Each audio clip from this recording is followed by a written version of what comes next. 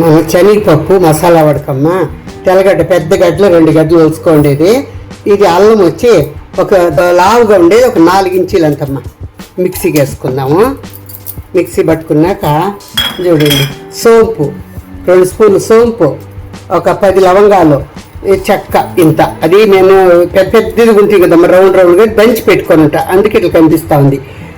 లావుగా ఉండేది అయితే ఒక 2 ఇంచీలు అనుకోండి. ఇది మనం ఇది నున్నగా వేసుకున్నాక ఇది వేసుకొచ్చి కచ్చా పచ్చగా ఎంచుకోవాలమ్మా. ఇదిగమ్మా మనం నున్నగా వేసుకున్నాం చూడండి, తెల్లగడ్డ అల్లం పేస్ట్. ఇది కొంచెం మనం బరగ్గా వేసుకోవాలమ్మా, రఫ్గానే ఉండాలి. పుదీనా, ఇది కొత్తిమీర, ఇది వచ్చి సబ్బక్కాకు, కింద కరివేపాకు ఉంది కొద్దిగా. ఇది సబ్బక్కాకు అని సన్నగా వస్తుంది చూడండి అమ్మా, అది. ఇది వచ్చి మునగాకమ్మ, సన్నగా పచ్చిమిరపకాయలు ఒక 6 కాయలు కట్ చేసుకున్నాం. ఎర్రగడ్డ మనం తగినంత, ఎర్రగడ్డ దీనికి ఎక్కువ వేయాలి కదా, ఎక్కువ వేస్తేనే బాగుంటుంది. ఒక 6-7 గడ్డలు కట్ చేసి పెట్టుకున్నాం. మేము ఆయిల్ వేసుకున్నాం ఉడికెక్కని. ఇదిగమ్మా ఇదంతా పచ్చిమిరపకాయలు, ఇది మునగాకు, ఇది సబ్బక్కాకు, పుదీనా, కొత్తిమీర, పుదీనా, ఇది సబ్బక్కాకమ్మ, సబ్బక్కాకు, కరివేపాకు. ఇది కలుపుకున్నాం బాగా, అంత కలుపుకున్నాము. వడ నూనె ఆయిల్ కూడా కానిపోయింది, వేసుకున్నాం. అయ్యిందమ్మా చూడండి. ఇది బాగా క్రిస్పీగానే ఉంటుంది, మెత్తగానే ఉంటుందమ్మా మనం మునగాకేసే దానివల్ల.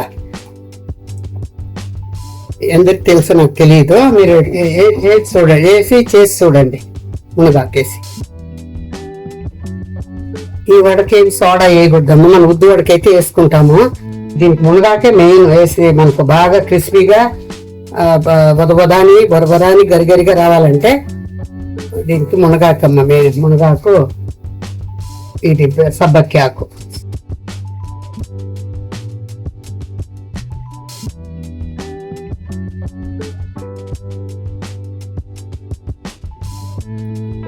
ఇదిగమ్మా చూడండి, సౌండ్ పరపరాని వస్తుంది, క్రిస్పీగా చూడండి, మెత్తగానే ఉంటుంది, బొరబొరాని ఉంటుంది, టేస్ట్గానే ఉంటుంది. మునగాకు సబ్బక్కి వేసేదాన్ని, సబ్బక్కి కూరాకు.